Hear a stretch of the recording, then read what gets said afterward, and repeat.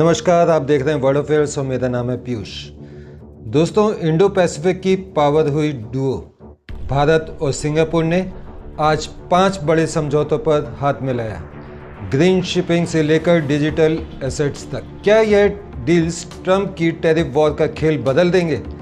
चलिए पूरी कहानी समझते हैं। Context and why now.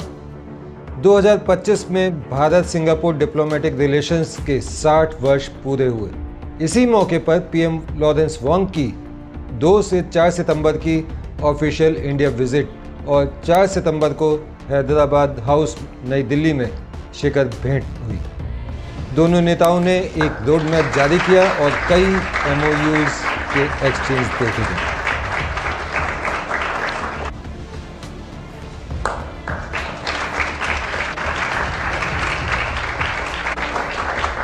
आज हुए प्रमुख MOUs समझौते इस प्रकार थे।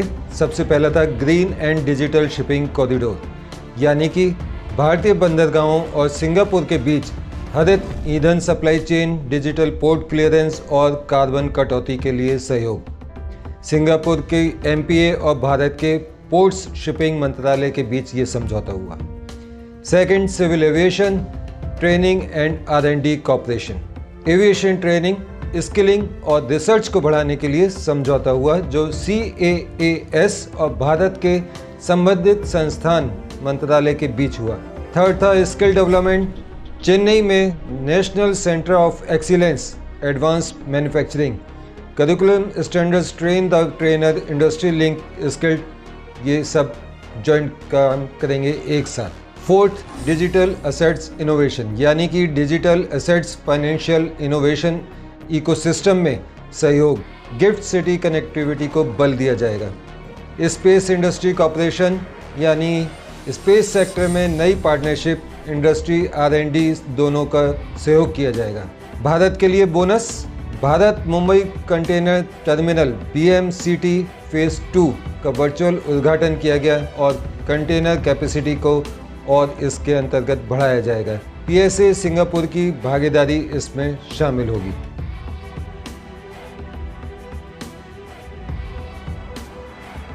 दोनों प्रधानमंत्रियों ने क्या कहा, सबसे पहले सुनिए PM मोदी ने क्या कहा।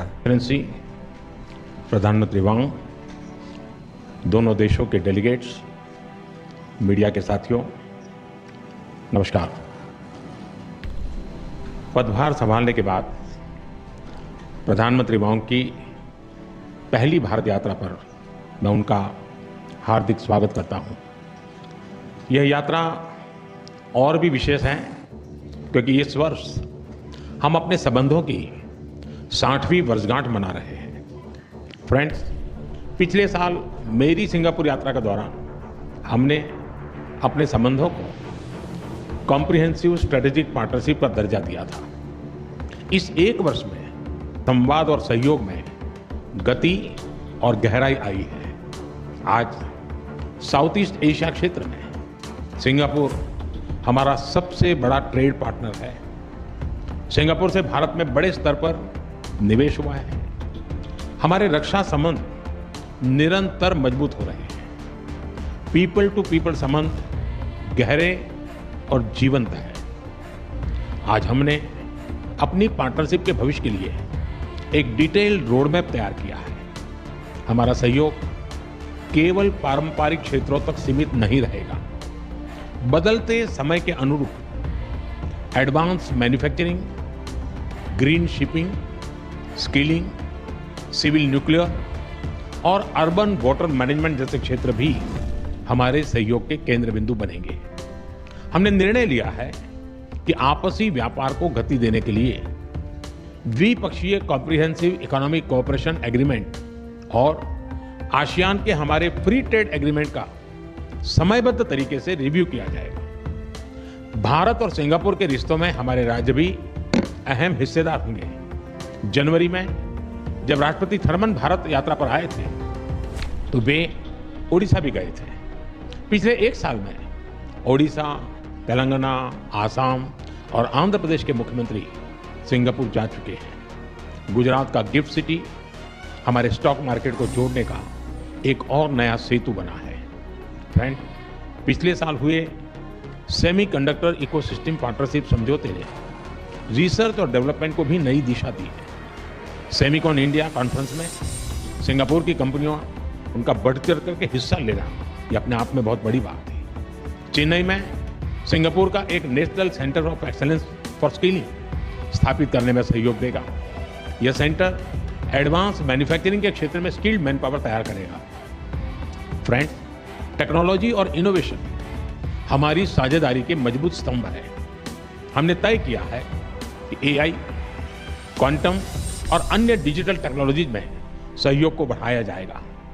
आज स्पेस सेक्टर में हुए समझौते से अंतरिक्ष विज्ञान क्षेत्र सहयोग में एक नया अध्याय जुड़ रहा है।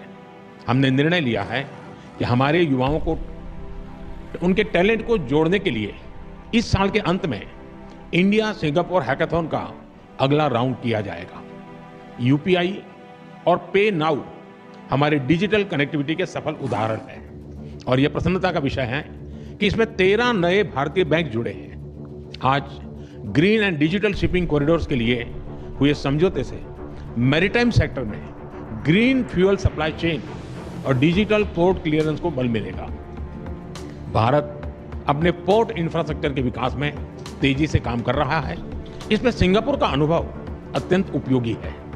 आज हमने सिंगापुर की कंपनी एसपीए इंटरनेशनल द्वारा विकसित Bharat Mumbai container terminal phase 2 का उद्घाटन किया।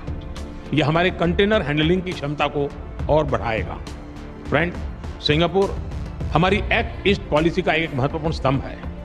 हम आसियान के साथ सहयोग और इंडो पैसिफिक क्षेत्र में शांति और स्थिरता के जॉइंट विजन को आगे बढ़ाने के लिए मिलकर काम करते रहेंगे। आतंकवाद को लेकर हमारी समान चिंताएं हैं।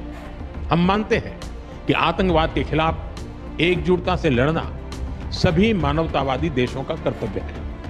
पहलगाम में हुए आतंकवादी हमले के बाद भारत के लोगों के प्रति संवेदना और आतंकवाद के खिलाफ हमारी लड़ाई में समर्थन के लिए मैं प्रधानमंत्री वोंग और सिंगापुर सरकार का आभार व्यक्त करता हूं। Excellency, our relations go far beyond diplomacy.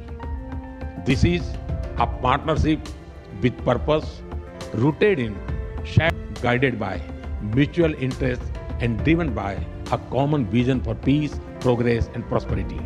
हमारी इस भागीदारी में आपकी निजी प्रतिबद्धता के लिए मैं आपका आभार व्यक्त करता हूं। बहुत बहुत धन्यवाद। Thank you sir. अब सुनिए कि सिंगापुर के पीएम लॉरेंस वोंग ने क्या कहा। To the media. Your Excellency Prime Minister Narendra Modi, Excellencies, ladies and gentlemen. Thank you, Prime Minister Modi, for the warm and gracious hospitality extended to me and my delegation. 10 years ago, I joined then President Tony Tan on his state visit to commemorate the 50th anniversary of diplomatic ties between Singapore and India. Today, 10 years later, I'm glad to be back on my first official visit as Prime Minister and to celebrate 60 years of close and enduring friendship between our two countries. Over this past decade, India has made remarkable advances under Prime Minister Modi's leadership. India is now the 4th largest economy in the world, with a dynamism and influence felt far beyond its borders. Our bilateral relationship has grown in tandem. Singapore is the largest foreign investor in India, accounting for around a quarter of India's foreign direct investment inflows. And our cooperation now spans a wide and diverse range of fields. Last year, PM Modi and I agreed to elevate relations to a comprehensive strategic partnership, or a CSP. This morning, we had fruitful discussions on how we can take this CSP forward. Prime Minister has highlighted quite a number of areas, and I will reiterate a few of them. First, Singapore will continue to support India's skills development journey. We are honored to accept India's invitation to be a global partner for the National Center of Excellence in Chennai, which will focus on advanced manufacturing. We will also collaborate with India to set up state-level skills centers to meet industry needs in sectors like aviation, maintenance, repair and overhaul, and semiconductors. Second, we will expand cooperation in manufacturing and industrial development. Singapore companies are keen to develop sustainable industrial parks in India to support India's manufacturing ambitions. At the same time, we will deepen collaboration in semiconductors, not just in skills training, but also in R&D, supply chains, and logistics. And these efforts will generate new growth opportunities for both our countries. Third, we will strengthen connectivity across the air, sea, and digital domains. This morning, we exchanged an MOU on cooperation in training, research, and development in civil aviation. This will support the growth of our aviation sectors, facilitate trade and tourism, and create more commercial opportunities. On the maritime side, we just launched Phase 2 of PSA's Bharat Mumbai Container Terminal in Navi Mumbai, which will become India's largest standalone container terminal. And beyond physical links, we are also enhancing digital connectivity between our financial systems. Our central banks have exchanged an MOU on digital asset innovation, and we are discussing ways to further enhance cross-border data flows and capital market linkages, including through regulatory sandboxes that would allow us to test bed new innovations. Fourth, we will expand cooperation in frontier areas like space. To date, more than 20 Singapore-made satellites have been launched by India. Through the MOU on promoting collaboration in the space sector, we will broaden this partnership and push the boundaries of what we can achieve together. Finally, Prime Minister Modi and I reaffirmed that people-to-people ties remain the bedrock of our relationship. We agreed to enhance exchanges, including through closer civil service cooperation. All of these initiatives reflect the breadth and depth of our CSP. And to guide our efforts, PM Modi and I have also agreed on a roadmap, an ambitious and detailed roadmap to chart the next phase of our relationship. In a world marked by great uncertainty and turbulence, the partnership between India and Singapore becomes even more important, because this is a partnership rooted in shared values, mutual respect, and a deep reservoir of trust. We can draw strength from our shared history and the friendship and trust between our peoples. And together we can strengthen resilience, seize new opportunities, and contribute to stability and growth in our region and beyond. So I look forward to working hand in hand with Prime Minister Modi to bring the Singapore-India partnership to even greater heights in the years ahead. Thank you very much. Thank you, sir. That concludes the press statements. Thank you for your presence. अब दोनों प्रधानमंत्रियों की बात सुनने के बाद बात करते हैं कि why these deals matters. Trade और एफडीआई की रीढ़ सिंगापुर दक्षिण पूर्व एशिया में भारत का सबसे बड़ा ट्रेड पार्टनर और बड़े निवेश का स्रोत है। रोड मैप और एमओयूज से सप्लाई चेन व कैपिटल फ्लो गहरे होंगे। Green ports is equal to सस्ता लॉजिस्टिक। GDSC से हरित ईंधन, digital clearance, turn around time घटेगा, लागत कम होगी। Skilling plus manufacturing, Chennai centre से advance manufacturing talent pipeline, make in India को सीधी मदद मिलेगी। स्पेस फॉर डिजिटल एसेट्स, नए high tech clusters, GIFT City, Semicon and R&D space industry सहयोग से हाई वैल्यू जॉब्स क्रिएट होंगी। ट्रंप की टैरिफ वार पर इसका क्या असर होगा? बैकड्रॉप 2025 में अमेरिका ने यूनिवर्सल 10% बेसलाइन और देश विशेष रेसिप्रोकल टैरिफ लगाए। भारत पर हाल की अतिरिक्त दरों से कुल प्रभाव 50% तक पहुंचा, जो द्विपक्षीय व्यापार सप्लाई चेन के लिए बड़ा झटका है। India Singapore deals is equal to shock absorber. Trade diversification हुआ, इसके कारण सिंगापुर के माध्यम से वैकल्पिक बाजार, फंडिंग, री इंश्योरेंस और लॉजिस्टिक चेन जैसे मुद्दे भारत ने डाइवर्ट किए हैं अपने। अमेरिकी डिमांड रिस्क को आंशिक हेज, लेकिन रूल्स ऑफ ओरिजिन के कारण सीधा टैरिफ सरकमवेंशन संभव नहीं, इसलिए असली फायदा वैल्यू एडेड सप्लाई चेन और नए मार्केट डाइवर्जन में होगा।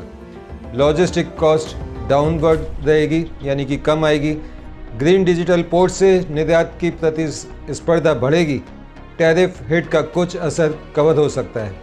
Financial connectivity, gift Singapore financial bridge, digital assets innovation tariff युग में भी कैपिटल, ट्रेजरी मैनेजमेंट और वैकल्पिक फाइनेंसिंग से चेन मजबूत होगी। हाई टेक कोलैब, सेमिकॉन और स्पेस, वैल्यू चेन ऊपर की तरफ शिफ्ट करके टैरिफ एलास्टिसिटी घटाना हो, इसका मकसद है कमोडिटी के बजाय margin export. Reality checks US lens के हिसाब से। ट्रंप प्रशासन की टैरिफ पॉलिसी पर कोर्ट्स फाइट्स और रेट रीसेट्स जारी हैं। पॉलिसी फ्लक्स बना है, जिससे भारत समेत पार्टनर्स हेडिंग रीरूटिंग रणनीतियां अपना रहे हैं। भारत सिंगापुर की इस डील से या इन डील से आप पर क्या असर पड़ेगा, आइए वो देखते हैं। एक्सपोर्टर्स को क्या असर पड़ेगा? Marine, port, link sectors, engineering goods, aviation, MRO, advanced manufacturing, supply chain, नई विंडो इनको मिलेगी। स्टूडेंट्स प्रोफेशनल को Chennai COE aviation training tracks skilling jobs वहां पर प्रोवाइड की जाएंगी।